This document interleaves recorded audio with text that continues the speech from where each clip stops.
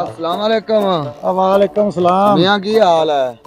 मियां यार मेरे नंबरदार ने तो छुट्टी च कराई है ते ਤੁਹਾਨੂੰ ਬੰਦੇ ਤੇ ਪਰ ਆਖਾ ਵੀ ਕੋਈ ਰੱਖਦਾ ਹੋਵੇ ਤਾਂ ਤੇ ਮੇਰੀ ਗੱਲ ਹੋ ਗਈ ਹੈ ਕਿੰਦੇ ਨਾਲ? ਉਹਦੇ ਚੋਰੀ ਨਮਾਜ਼ ਨਾਲ ਚੋਰੀ ਨਮਾਜ਼ ਨਾਲ ਗੱਲ ਹੋ ਗਈ? ਚਲੋ ਸ਼ੁਕਰ ਹੈ। ਹੁਣ ਐਵੇਂ ਕਰੀ ਹਾਂਜੀ ਚੋਰੀ ਨਮਾਜ਼ ਨੂੰ ਮੈਂ 9 ਲੱਖ ਰੁਪਇਆ ਆਖਿਆ। ਅੱਛਾ ਉਹ 9 ਲੱਖ ਲਿਆ ਮੈਂ ਇਹਨੂੰ ਹੋਵੇ ਨੰਬਰਦਾਰ ਦੇ ਖਾਲੀ ਲਿਆ ਤੇ ਭੱਜ ਜਾਵੇਂ ਤੇ ਆਪ ਵੀ ਭੁੱਖਾ ਬੈਠਾ ਰਵੇਂ ਤੇ ਮੈਨੂੰ ਵੀ ਕੋਈ ਸ਼ਾਇ ਨਾ ਲੈ ਇੰਨਾ ਮੇਰੇ ਤੇ 12 ਜਿਹੜਾ ਤੇਰੇ ਤੇ ਤੂੰ 8 ਲੱਖ ਤੇ 30 ਦੇਣਾ ਹੈ। ਅੱਛਾ ਤੇ ਮੈਂ ਉਦੋਂ ਵੀ ਲੈਣਾ ਨਮਾਜ਼। ਅੱਛਾ ਤੂੰ ਉਦੋਂ ਲੈਂਦਾ ਪਿਆ? ਬਹੁਤ ਠੀਕ ਹੈ।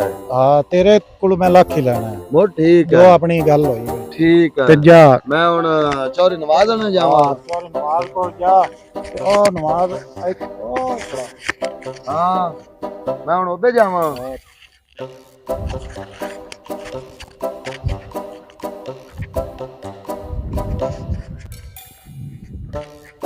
अस्सलाम वालेकुम चौधरी नवाज। ਸਲਾਮ ਜੀ।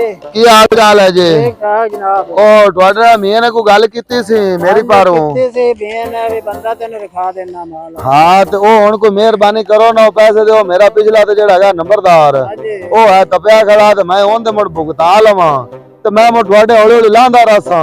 ਹਾਂਜੀ ਮੈਂ ਉਹ ਅਰੇਂਜਮੈਂਟ ਕੀਤੀ ਫਿਰਨਾ ਤੁਹਾਡੇ ਪਾਸ। ਹਾਂ ਤੇ ਉਹ ਤੁਸੀਂ ਮੈਨੂੰ ਦਿਓ ਨਾ। ਹਾਂਜੀ ਆ ਜਾਓ ਦੇਣੇ ਤੁਹਾਨੂੰ ਜੀ। ਜੀ ਠੀਕ ਹੈ। ਹਾਂਜੀ।